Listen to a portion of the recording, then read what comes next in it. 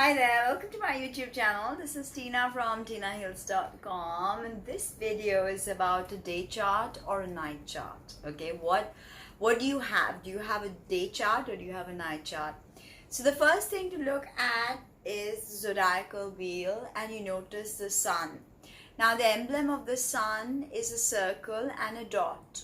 So if you identify that emblem, then you will be able to see if your sun is at the top part of your natal chart or whether it is at the bottom part of your natal chart. So from your rising on you have 6 houses, which are angular, succedent and cadent, and then of course angular, succedent, cadent. So depending on where your sun is placed, you either have a day chart or a night chart. So this is your horoscope, is divided into two. Your natal chart is divided into two. The top part, if you have the sun at the top part, then you have a day chart. If you have the sun at the bottom, then you have a night chart. Okay. Now let us discuss what are the implications of planets. Do they react the same way if they are in a day chart or if they are in a night chart? Is there any visible difference or sometimes invisible difference between planets? That say Saturn. Saturn is diurnal. So, he's a greater malefic. So in a chart that is a night chart, Saturn will be more of a strict disciplinarian, or more constrictions and restrictions will come into their lives, okay, because Saturn does not support a night chart, okay, but Mars does. So Mars does well in a night chart, and he doesn't do so well in a day chart. So Mars is always going to be more beneficial towards you, although Mars is the lesser malefic, right? Now the sun is diurnal, of course, because with the sun we have sunrise.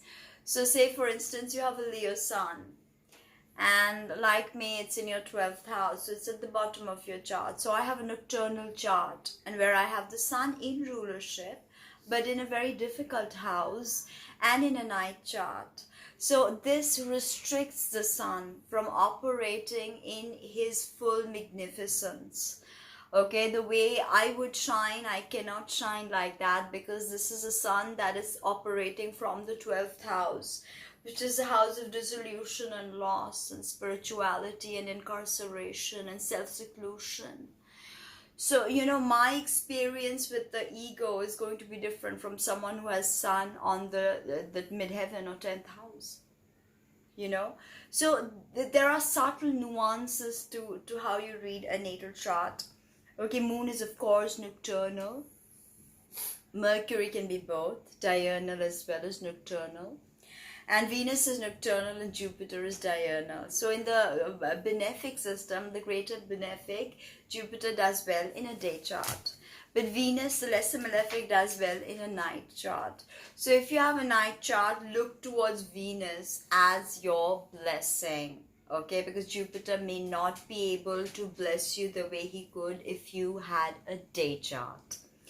Right, now the signs are also of course divided between the day and night, and they're very simple because they go chronologically. So Aries is diurnal and male, Taurus is nocturnal and female, Gemini is again this is mutable earth, this is again diurnal and male, and Cancer is again nocturnal female, so on and so forth. Leo is diurnal male, Virgo is nocturnal female, Libra is diurnal male, Scorpio is again nocturnal female, Sagittarius diurnal male, okay, and Capricorn nocturnal female, Aquarius diurnal again male, Pisces we know is nocturnal female.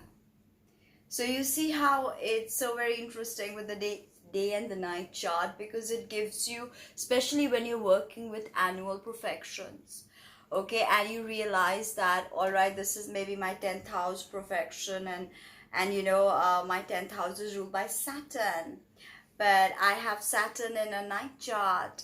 So maybe Saturn is not going to give me what I truly expect. So maybe I learn as to what I can expect if we realize the potentialities of the planets in the day or night chart.